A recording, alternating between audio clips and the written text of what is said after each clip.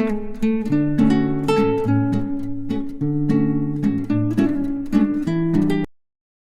Hello hello friends. कहानी पुरानी की दुनिया में मैं अक्षरा एक शानदार कहानी के साथ आपका स्वागत करती हूँ। आज हम सुनने जा रहे हैं शर्लक होम्स की लिखी कहानी the adventure of the speckled band. London के बेकर स्ट्रीट के 221 बी नंबर पर सुबह का समय था।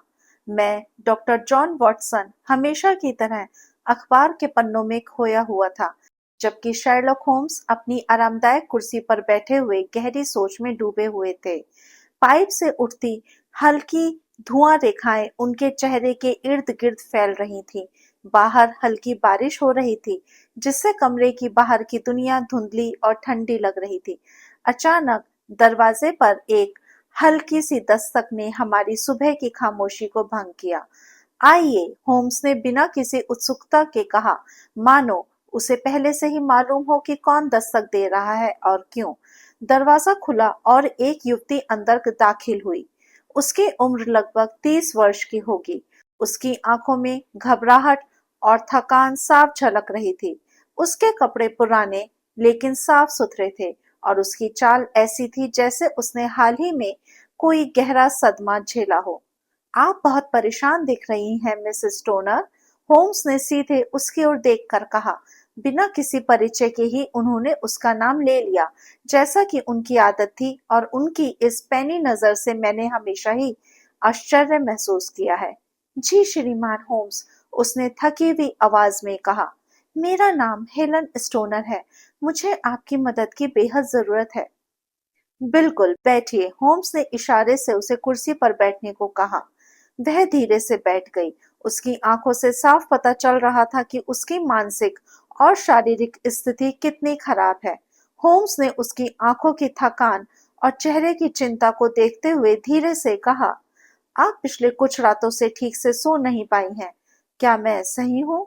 जी हाँ श्रीमान, मैं कई रातों से नहीं सो पाई हूँ, हेलेन ने हैरान होते हुए कहा। उसकी आवाज में घबराहट थी, लेकिन होम्स की सूझबूझ और आत्मविश्वास ने उसे आश्वासन दिया कि वह सही व्यक्ति के पास आई है। अब मुझे विस्तार से बताइए कि आपके साथ क्या हो रहा है। होम्स ने उसकी ओर झुकते हुए कहा, जैसे वह उसकी हर बात को समझने और हर समस्या को सुलझाने के लिए तत्पर हो। हेलन ने गहरी सांस ली और अपनी कहानी बताना शुरू किया। मैं अपने सौतेले पिता डॉक्टर ग्रिम्सबी रॉयलेट के साथ सुर्रे के पुराने मैनर हाउस में रहती हूँ। मेरी माँ का कुछ वर्ष पहले निधन हो गया। तब से ही मैं और मेरी बहन जूलिया उस घर में उनके साथ रह रही थी। मेरी माँ ने हमें अच्छी खासी संपत्ति छोड़ी थी, लेकिन शर्त ये थी कि मेरी या मेरी बहन की शादी होने पर ही हमें हमारी पूरी हिस्सेदारी मिलेगी। वह रुकी, जैसे उसे कोई भयानक याद ताजा हो रही हो। उसकी आंखें आंसुओं से भर गईं। जूलिया और मैं जुड़वा बहनें थीं। हम हमेशा एक दूसरे के बेहद करीब रहीं, लेकिन 2 साल पहले जूलिया की रहस्यमय तरीके से मौत हो गई। मैं और होम्स दोनों चौंक गए। यह कहानी साधारण नहीं थी।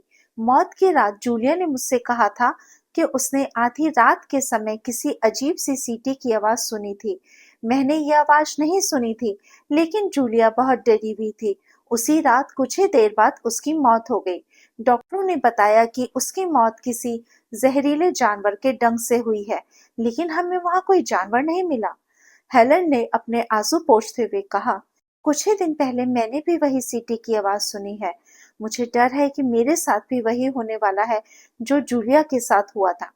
होम्स ने कुछ क्षण सोचा और फिर गंभीरता से कहा, क्या आपके पिता का किसी जहरीले जानवरों से कोई संबंध था? जी हाँ, हेलन ने जवाब दिया। वह भारत में लंबे समय तक काम कर चुके हैं और वहां से कई अजीब और खतरनाक जानवर लाए थे। वह अक्सर अपने पुराने नौकरों और जानवरों की बातें करते थे। होम्स ने धीरे से कहा, मुझे लगता है कि हमें आपके घर की जांच करनी चाहिए। मैं और वॉटसन आज ही शाम को आपके साथ चलेंगे। शाम के समय हम सूर्य की ओर प्रस्थान कर चुके थे। रास्ता घने जंगल से होकर गुजरता था। आसमान पर घिरे बादलों से अंधेरा और गहराता जा रहा था। जल्द ही हम एक पुराने और भव्य दिखने वाले मैनर हाउस के पास पहुंचे। यह घर पूरी तरह से सन्नाटे में डूबा हुआ था, मानो उसके भीतर कोई भयानक रहस्य छिपा हुआ हो। हेलन ने हमें अंदर बुलाया और हमें जूलिया का वह कमरा दिखाया जहां उसकी मौत हुई थी।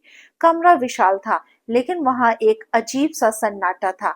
कमरे के बीचों बीच एक बड़ी पुरानी लकड़ी की चारपाई रखी थी, जिसके ऊपर एक सजावटी रस्सी लटकी हुई थी।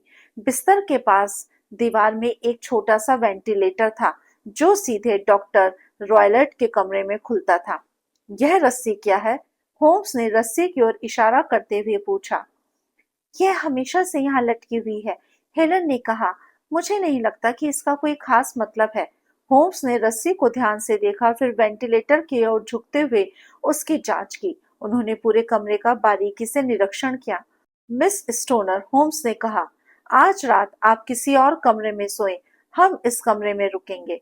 हेलन ने सहमति में सिर हिलाया और हमें अकेला छोड़कर चली गई। हमने कमरे की सारी लाइट बंद कर दी और बिस्तर पर बैठकर इंतजार करने लगे। रात का समय हुआ, कमरे में घना अंधेरा छा गया था और सब कुछ शांत था। आधी रात के करीब हमने अचानक एक हल्की सी सीटी की आवाज सुनी। चुप रहे वॉटसन, होम्स ने फुसफुसाते हुए कहा। अचानक होम्स ने अपनी छड़ी उठाई और तेजी से वेंटिलेटर की तरफ मारा। उसी पल एक खतरनाक सांप रस्सी से होकर नीचे गिरा और वेंटिलेटर में घुसने की कोशिश करने लगा, लेकिन होम्स ने उसे धकेलकर वापस डॉक्टर रॉयलेट के कमरे में भेज दिया। कुछ ही पलों बाद हमने डॉक्टर रॉयलेट की चीख सुनी। हम तुरंत उनके कमरे में दौड़े। वहां का दृश्य भयावह था। डॉक्टर रॉयलेट फर्श पर गिरे हुए थे और उनकी गर्दन के पास वही सांप कुंडली मारे बैठा था। यह स्वैम्प एडर है, होम्स ने बताया, दुनिया का सबसे जहरीला सांप। डॉक्टर रॉयलेट ने इसका इस्तेमाल अपनी बेटियों को मारने के लिए किया, ताकि वह उनकी जायदाद हड़प सकें। जूलिया की मौत भी इसी सांप के काटने से हुई थी और आज यह सांप अपने मालिक पर ही हमला कर बैठा। कमरे में रखी तिजोरी खुली हुई थी। हम दोनों तिजोरी के पास पहुंचे। वह छोटी लेकिन भारी तिजोरी थी, जिसके ऊपर एक छोटा सा छेद था। होम्स ने उसकी जांच की और कुछ देर सोचने के बाद बोले, यह सांप को छिपाने और उसे बाहर निकालने के लिए इस्तेमाल की जाती होगी। कुछ दिन बाद हम फिर बेकर स्ट्रीट पर अपने कमरे में बैठे थे। मैंने उस पूरी घटनाक्रम के बारे में सोचते हुए पूछा, होम्स, आपको कैसे पता चला कि सांप ही इस पूरे रहस्य की जड़ था? होम्स ने अपनी पाइप सुलगाते हुए मुस्कुराया। वॉटसन, यह पूरा मामला संकेतों पर आधारित था। सबसे पहले जूलिया की रहस्यमय मौत और उसकी आखिरी रात की बातें बहुत महत्वपूर्ण थी। उसने सीटी की आवाज का जिक्र किया था और फिर बिना किसी स्पष्ट कारण के मर गई थी। वह घटना सामान्य नहीं हो सकती थी। दूसरा संकेत था कमरे में वेंटिलेटर का होना। एक ऐसा वेंटिलेटर जो किसी बाहर की जगह पर ना खुलकर सीधे उसके पिता के कमरे में खुलता हुआ। कुछ संदिग्ध था। मैंने सिर हिलाते हुए सहमति जताई। हाँ, वो वेंटिलेटर वाकई में अजीब था। होम्स ने आगे कहा। फिर मैंने कमरे में लटकी हुई रस्सी देखी, जो सजावट के लिए थी लेकिन बिस्तर की सीध में झूल रही थी। यह संयोग नहीं हो सकता था। डॉक्टर रॉयलेट के भारत से लौटने के बाद की पृष्ठभूमि भी मुझे महत्वपूर्ण लगी, क्योंकि वह वहां से कई विषैले और खतरनाक जीव जंतु लाए थे। मुझे शक था कि वह किसी खतरनाक जीव का इस्तेमाल कर रहे थे। मैंने उसकी ओर देखते हुए कहा, लेकिन सांप का पता कैसे चला? यह तो केवल अनुमान था। होम्स ने अपने माथे पर हाथ फेरते हुए कहा, जूलिया की मौत से पहले की रात की घटना और सांप जैसे जीव की प्रकृति को ध्यान में रखते हुए मैंने सांप को ही सबसे उपयुक्त अपराधी माना। और फिर वह सीटी की आवाज, वह सीटी सांप को बुलाने के लिए होती थी। डॉक्टर रॉयलेट उस खतरनाक सांप को अपने वेंटिलेटर के जरिए जूलिया के कमरे में भेजता था और रात में वह सांप रस्सी से उतरता और जूलिया को डस लेता। उसी विधि का वह हिलन के साथ भी इस्तेमाल करने की तैयारी में था। अद्भुत, मैंने तारीफ की। आपकी बुद्धिमत्ता ने फिर से एक मासूम की जान बचा ली। लेकिन डॉक्टर रॉयलेट की मौत, क्या वह सांप की गलती से हुई? हाँ, होम्स ने गंभीरता से कहा। यह सांप बेहद खतरनाक होता है। यदि इसे सही समय पर नियंत्रित ना किया जाए तो यह किसी पर भी हमला कर सकता है, चाहे वह इसका मालिक ही क्यों ना हो। जब मैंने उसे वेंटिलेटर में धकेला तो वह गुस्से में वापस अपने मालिक के पास गया और उसे डस दिया। यह उसकी अपनी योजना का उल्टा परिणाम था। कहना पड़ेगा कि यह पूरा मामला ही काफी जटिल और खतरनाक था। मैंने कहा, लेकिन अब हेलन स्टोनर सुरक्षित है। हाँ, होम्स ने सहमति में सिर हिलाते हुए कहा, और अब उसके जीवन से यह डरावनी छाया हट गई है। उसके जायदाद पर उसके सौतेले पिता का खतरा खत्म हो गया। मैंने सोचा कि कितनी योजनाबद्ध तरीके से डॉक्टर रॉयलेट ने यह सब किया था, और फिर उसका अंत कितना दयनीय हुआ। हर गुनहगार को उसकी सजा मिल ही जाती है, मैंने कहा। बिल्कुल, होम्स ने गंभीरता से कहा, और इस बार प्रकृति ने खुद अपना न्याय कर दिया। इस मामले के सुलझने के बाद हेलन स्टोनर ने हमें धन्यवाद दिया, और उसकी जिंदगी में अब नई शुरुआत की उम्मीद जग गई थी। वह अब बिना किसी डर के अपनी माँ की संपत्ति की हकदार थी, और उसके जीवन से भय और दुख की वह काली छाया हमेशा के लिए हट गई थी। कुछ दिन बीत गए और मैं उस घटना के बारे में सोचता रहा। होम्स की बुद्धिमत्ता और तर्क शक्ति एक बार फिर साबित हो चुकी थी।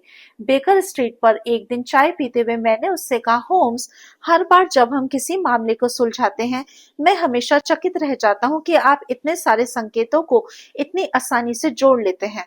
होम्स ने हल्की मुस्कान के साथ कहा, वॉटसन, यह सिर्फ तर्क और अवलोकन की बात है।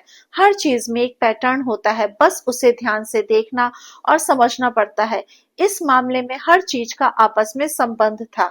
जुड़वा बहनें, उनकी संपत्ति, डॉक्टर रॉयलेट का लालच और उस सांप का रहस्य, हर चीज हमें इस नतीजे की ओर ले जा रही थी। मैंने उसकी ओर देखा और सोचा कि उसकी गहरी समझदारी और अद्वितीय विश्लेषण की क्षमता दुनिया के किसी भी रहस्य को सुलझाने में सक्षम थी। शायद यही वजह थी कि लोग उसे दुनिया का सबसे महान जासूस मानते थे। लेकिन होम्स ने अपने पाइप में तंबाकू भरते हुए कहा, यह तो केवल एक छोटा सा मामला था, वॉटसन। भविष्य में और भी कई रहस्यमयी और जटिल केस हमारे सामने आएंगे। जीवन हमें कभी भी आराम नहीं करने देगा। मैंने मुस्कुराते हुए कहा, शायद यही सबसे रोमांचक बात है, होम्स। हर दिन एक नई चुनौती, और हर चुनौती के साथ एक नई कहानी।